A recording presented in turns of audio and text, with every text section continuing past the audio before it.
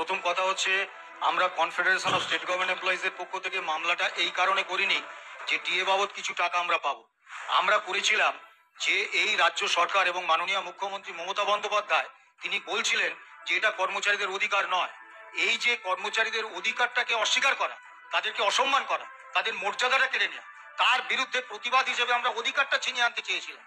আজকের এই জয়টা ঐতিহাসিক জয়। কেন ঐতিহাসিক জয়? কলকাতা হাইকোর্ট দুটো রায় দিয়েছিল, legally enforceable right of the employees. দ্বিতীয় রায় দিয়েছিল DA is a legally enforceable fundamental right. তারপরে সরকার সুপ্রিম কোর্টে এসেছিলেন, এসএলপি করেছিলেন ওই রায় বাতিলের দাবিতে। আজকে সুপ্রিম কোর্টের যে অবজারভেশন এবং সুপ্রিম কোর্টের যা নির্দেশ, তাতে তা স্পষ্ট যে এসএলপি খারিজ হয়ে যাচ্ছে। একদম বিচারপতিরা বলেছেন, আমরা নিজের কানে শুনেছি, যে আজকেই আমরা মামলা ডিসমিস করে দিতাম, আগামী আগস্টে শুনবো। প্রথমে বলেছিলেন 50% দিন, এখন 50% পেলাম কি 25% পেলাম এটা আমাদের কাছে গুরুত্বপূর্ণ নয়। আমাদের কাছে গুরুত্বপূর্ণ হচ্ছে মহামান্য সুপ্রিম কোর্ট, এর আগে কলকাতা হাইকোর্ট দুবার এবং মহামান্য সুপ্রিম কোর্ট একবার এই দাম্ভিক ফ্যাসিস্ট শাসকের গালে চপেটাঘাত করলেন যে শ্রমিক কর্মচারীদের কোনো অধিকার তুমি কেড়ে নিতে পারো না বললেন। এবং আজকে আমরা 100%ই জয় পেলাম। এই কারণে পেলাম যে সুপ্রিম কোর্ট কিন্তু অবজারভেশনে পরিষ্কার বলেছেন যে আমরা সমস্ত রায় দেখেছি এবং তাদের অর্ডার দেখেছি, সেগুলো ঠিক আছে এবং বলে অফ দ্য এরিয়া দিয়ে দিতে হবে। অর্থাৎ নীতিগতভাবে রাজ্য সরকারকে বাধ্য করলেন এই এআইসিপি মেনে দিয়ে দেওয়ার অধিকারটাকে স্বীকার করে নিতে। এটাই আমাদের বড় জয়। আমরা কর্মচারী সমাজের উদ্দেশ্যে এই জয়কে উৎসর্গ করছি। তবে একটা কথা আমরা কর্মচারীদের কাছে একটা আবেদন করব, আজকের দিনে কোনো আনন্দ উচ্ছ্বাস প্রকাশ করবেন না। কারণ গতকাল যোগ্য শিক্ষকরা তারা আন্দোলন করতে গিয়ে যেভাবে শাসক দলের একদল কর্মী এবং পুলিশের হাতে নিগৃহীত হয়েছেন, অত্যাচারিত হয়েছেন, রক্ত ঝরেছে, তাতে আমাদেরও বুক থেকে রক্ত ঝরছে। তাই আজকে উল্লাস প্রকাশ করবেন না, কিন্তু এ জয় কর্মচারী আন্দোলনের ইতিহাসে একটা ঐতিহাসিক জয় হিসেবে লিখিত থাকবে। এবং শুধু পশ্চিমবাংলার রাজ্য কর্মচারী, শিক্ষক, শিক্ষাকর্মী, রাজ্য সরকারি কর্মচারী, বোর্ড, কর্পোরেশন, পঞ্চায়েতের কর্মচারীদের নয়, সারা ভারতবর্ষে এই রায়টা একটা নজির হিসেবে থাকবে। এরপরে কোন যদি বলে তাদের কাছে টাকা নেই, তাদের টাকা নেই, একদম পরিষ্কার পরিচ্ছন্ন ভাবে এই সুযোগটা, এই যে ডিএটা, এটা কিন্তু কোনো নতুন প্রকল্প বা নতুন কোনো পারকুইজিট নয়। এটা দীর্ঘদিন ধরে, মানে স্বাধীনতার আগে থেকে এই অধিকারটা শ্রমিক কর্মচারীরা পেয়ে এসছেন। এটা এক্সিস্টিং রাইট। এটাকে কাটেল করার জন্য আর্থিক অজুহাতের কথা বলা যায় না। এবং স্যাটে এবং মহামান্য কলকাতা হাইকোর্টের রাজ্য সরকার একই কথা বলেছিলেন।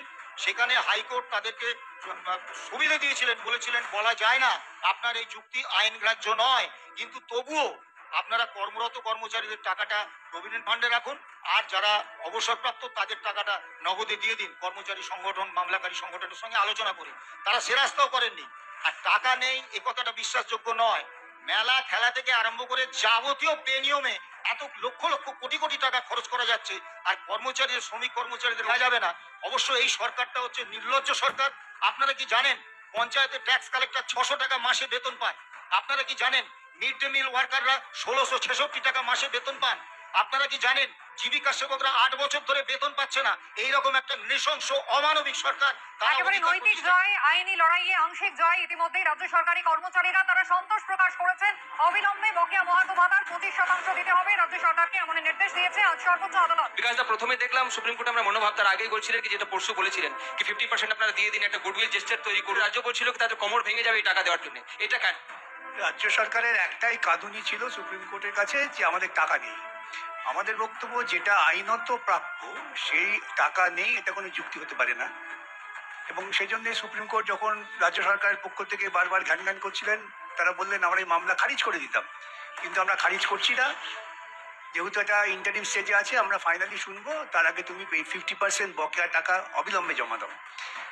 তখন সরকারের পক্ষ থেকে উকিলরা বললেন যে এই টাকা দিতে গেলে আমাদের কোমর ভেঙে যাবে। সরকারের কোমর এমনি ভেঙে গেছে অনেকদিন আগে, যাই হোক। তখন ওদের ওই আকুতিতে কোর্ট বলেন ঠিক আছে 25% টাকা জমা দাও বকেয়া। 2016 থেকে মামলা হয়েছে, মামলা শেষ চূড়ান্ত শুনানি হয়েছে কলকাতা হাইকোর্টে 2022-এ। তারপর থেকে সুপ্রিম কোর্টে পরে বকেয়া টাকা আছে তার 25% মিটিয়ে দিতে হবে 4 সপ্তাহের মধ্যে। তারপরেই আগস্ট মাসে মামলা চূড়ান্ত শুনানির জন্য আসবে। এটা অত্যন্ত আশার কথা যে কর্মচারীরা এতদিন ঘুরছিলেন, তারা আজকে সামান্য কিছু হলেও তাদের প্রাপ্য ডিএর অধিকারটা তারা স্বীকৃতি পেলেন সুপ্রিম কোর্টের কাছ থেকে। অভিষেক মনু সিংভি বা বাকি বা বা বাকি আইনজীবীরা যেটা বলছিলেন কি 20,000 কোটি টাকা নেই তাদের কাছে, প্রথমে 40,000 কোটি টাকা কোথা থেকে তারা দেবেন? এটা ফান্ডামেন্টাল রাইট, দেখুন, আমি একটা ফান্ডামেন্টাল রাইট আমরা বলিনি, আমরা তো বলছি লিগালি এনফোর্সেবল রাইট। কেন্দ্রের হারাতে দিতে পারবেন না। দরকার নেই তো, ট্রাইব্যুনাল বলেছে যে অল ইন্ডিয়া যে কস্ট অফ প্রাইস যারা ঠিক করেন সেই all India cost of price index অনুযায়ী দিতে হবে। আমরা কখনোই বলছি না তোমাকে সেন্ট্রাল গভর্নমেন্টে হারে দিতে হবে, এগুলো ওরা কোর্টকে বিভ্রান্ত করার চেষ্টা করছিলেন। তো কোর্ট যেটা বললেন যে আমি সমস্ত রায় পড়েছি, আমি তোমাদের যুক্তিও শুনেছি, এই মামলায় কিছু নেই এই ধরনের। আপাতত এই আমাদের অন্তর্বর্তীকালীন সুবিধাটা পাওয়া গেছে, যখন চূড়ান্ত শুনানি হবে তখন পুরোটাই জিতবো আমরা, এই নিয়ে কোনো সন্দেহের অবকাশ নেই। কত অ্যামাউন্ট দিতে হবে দাদা, হ্যারিয়ার কত জুট? সে অঙ্ক কষাটা আমার পক্ষে সম্ভব না, এমপ্লয়িটা বলতে পারবে অঙ্ক কষে কত কত কোটি টাকা দিতে হবে। টাকা নেই বললে হবে নাকি? তিনি মন্দিরের পেছনে টাকা খরচা করবেন যেগুলো সরকারের কাজ নয়, তিনি পুজোয় টাকা দেবেন যেগুলো সরকারের কাজ নয়, সুপ্রিম কোর্ট চাকরি বাতিল করে দিয়েছে, বাতিল চাকরিদের তিনি ভাতা দেবেন যা সরকারের কাজ নয়। সমস্ত বেআইনি কাজ করবার জন্য এই সরকারের টাকা আছে, কিন্তু কর্মচারীদের ন্যায্য যে দাবি সেই দাবির জন্য টাকা নেই। এটাকে 25% কি 4 সপ্তাহের মধ্যে? কলকাতা হাইকোর্টে যা নির্দেশ ছিল সেই নির্দেশনাই দিতে হবে, সুপ্রিম কোর্ট বলেছেন in terms of the order of the Calcutta high court 4 weeks order